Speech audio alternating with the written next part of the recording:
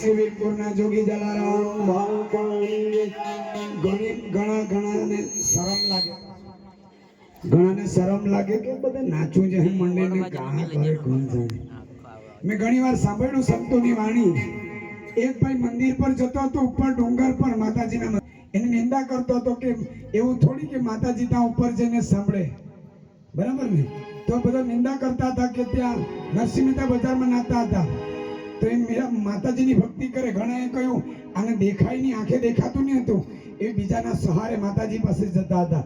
કોઈએ કહ્યું આંખી દર્શન કરવા જોઈએ ને ત્યાં સુધી દેખાય ને દંડાયા કામ કા દેખાય ને જવાનું કામ હું ત્યાં સુધી. ત્યારે એણે હું જવાબ આપ્યો, માં ના દેખાય પણ માતાજી જ દેખાય ને. હા, નરસિંહ મહેતા જુનાગઢની ગલીઓમાં એ ઘૂમતા હતા, નાચતા હતા. ત્યારે જેને જેમ બોલવાનું બોલે, પણ એ બોલવા વાળાના પત્તા નહીં. આજે બી જુનાગઢના અંદર ગલી ગલીમાં નરસિંહ મહેતાના પદો ગવાય. ભલે તમે ભક્તિ કરે, મારે નાની નાની ગલીઓમાં ઘૂમવું છે. કોઈ નિંદા કરે તો એને કરવા દે. મારે ડાકોર ગામે જાવું, મારે વીરપુર ગામે જાવું છે, મારે જલારામ બાપાને મળવું. નિંદા કરે તો એને કરવા દો. મુજે હી કામ ઈશ્વર છે જગ રૂટે. બોલવા વાળા બોલવાના, બધા મીરાબાઈ માટે બી બોલ્યા.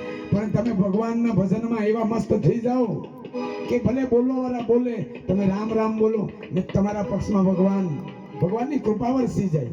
એટલા માટે અરે ડાકોર ના ઠાકોર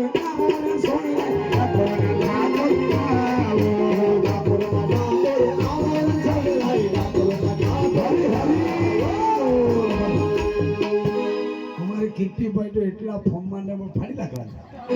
બહેનો એક વાત બીજી કરી દઉં. સબરીબાઈના ઉટલે રામચંદ્રજી ભગવાન એવા 9 ભક્તિ બતાવી, એમાં કીર્તન બતાવ્યું ને કલિયુગ કેવલ નામ આધાર. કેવલ નામ આધાર, બીજું કાંઈ નહીં કરો. ભગવાનનું ભજન કરો, ભગવાનનું નામ જપ કરો. ને બીજી વાત, કોણા ખબર કાલે ખાદ મણકો ફેરી હોય. વાતે 100% સાચી. મને કોણા કે કાલ તો બહુ સાચી હતી. ઉઠી પાનના માંડાય, એની માંડા તો માંડી જ નહીં. કાંઈ બોલો છો, આવું થઈ જાય. મેં કેટલા કિસ્સા, સવાર ઉઠવા ગઈ તો પગ માંડાય જ નહીં.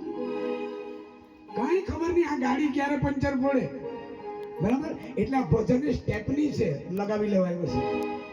ભજન હશે જીવનમાં, ભક્તિ હશે તો સમજવાનો, તમે દુઃખી નહીં થાય. ત્યારે ડાકોર ના ઠાકોર ડાકોર ના ઠાકોર